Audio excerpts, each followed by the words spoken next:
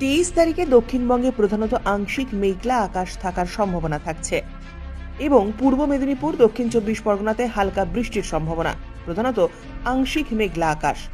23 তারিখের পর 24 তারিখেও দক্ষিণবঙ্গের বেশ কিছু জায়গায় হালকা বৃষ্টি ও বজ্রপাতের সম্ভাবনা থাকে।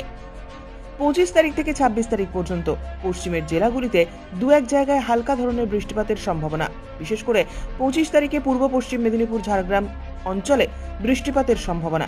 26 তারিখ পুরুলিয়া, বাঁকুড়া, পশ্চিম বর্ধমান এবং পার্শ্ববর্তী অঞ্চলগুলিতে হালকা বৃষ্টির সম্ভাবনা। 27 তারিখে একটু বাড়বে বৃষ্টিপাতের সম্ভাবনা। কলকাতা এবং তার পার্শ্ববর্তী অঞ্চলে 23 তারিখ, 24 তারিখ, 25 তারিখ থেকে প্রধানত শুষ্ক আবহাওয়া থাকবে। তাপমাত্রা দু একদিনের কোনো পরিবর্তন হবে না।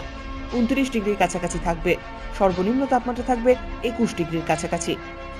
উত্তরবঙ্গের জন্য 23 থেকে 24 তারিখ এই সময়টা দু এক জায়গায় হালকা বৃষ্টির সম্ভাবনা থাকছে। দার্জিলিং এবং কালিম্পংয়ে হালকা বৃষ্টি হবে। উত্তরবঙ্গে প্রধানত শুষ্ক আবহাওয়াই থাকবে। আগামী কয়েকদিনে কলকাতার ক্ষেত্রে তাপমাত্রা 32 ডিগ্রির কাছাকাছি পৌঁছে যাওয়ার সম্ভাবনা থাকছে এবং রাজ্যে প্রচুর পরিমাণ জলীয় বাষ্প প্রবেশ করছে। এর ফলে তাপমাত্রা বৃদ্ধি হবে, স্বাভাবিকের থেকে 2 থেকে 3 ডিগ্রি মতো বৃদ্ধি পাবে। 23 তারিখে দক্ষিণবঙ্গে আংশিক মেঘলা আকাশ থাকারই সম্ভাবনা প্রধানত। শুধু উপকূলের খুব কাছাকাছি, বিশেষ করে পূর্ব মেদিনীপুর, দক্ষিণ 24 পরগনা এই জেলাগুলো দু এক জায়গায় খুব হালকা ধরনের বৃষ্টিপাত থাকতে পারে। প্রধানত আংশিক মেঘলা আকাশই 23 তারিখ দক্ষিণবঙ্গের জন্য।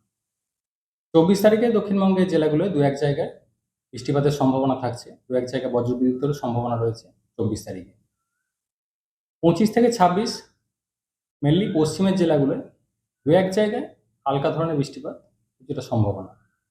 বিশেষ করে 25 তারিখে যদি বলা হয়, পূর্ব পশ্চিম মেদিনীপুর, ঝাড়গ্রাম এই সাইডটা হয়তো দু এক জায়গায় থাকতে পারে। 26 তারিখে মেনলি পুরুলিয়া, বাঁকুড়া, পশ্চিম বর্ধমান এই সাইডটায় দু এক জায়গায় হালকা বৃষ্টির সম্ভাবনা।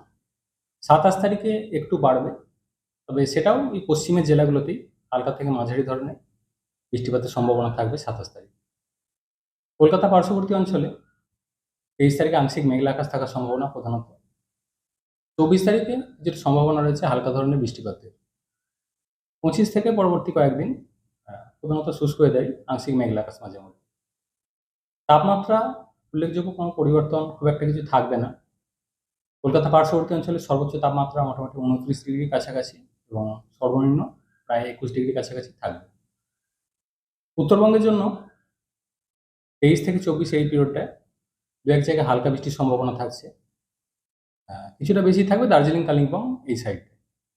এরপর উত্তরবঙ্গেও প্রধানত শুষ্ক ওয়েদার থাকবে, আংশিক মেঘলা আকাশ। স্যার, এই সময়টা অনেকটা কালবৈশাখীর মতো পরিস্থিতি মাঝে মধ্যে তৈরি হয়। হিটিং অনেক সময়, যেটা গত কয়েকদিন ধরে যেটা দেখা যাচ্ছিল, যে দিনের তাপমাত্রা অনেকটাই বেড়ে গেছিল। কলকাতার ক্ষেত্রে যেমন প্রায় 32 ডিগ্রি কাছাকাছি পৌঁছে গেছিল। সেই সাথে জলীয় বাষ্পের প্রবেশও বেশি রয়েছিল। ফেব্রুয়ারি মাসে যে স্বাভাবিক তাপমাত্রা থাকার কথা, তার থেকে প্রায় দিনের তাপমাত্রা 2-3 ডিগ্রি মতো বেশি চলছিল, রাতেরটাও বেশি চলছিল। হিটিংটা বেশি ছিল, জলীয় বাষ্পের প্রবেশ বঙ্গোপসাগর থেকে বেশি ছিল। খানিকটা এখন যে ইভেন্টগুলো হচ্ছে থান্ডারস্টর্ম অ্যাক্টিভিটি লোকালাইজড এবং হলে অল্প সময় স্থায়ী।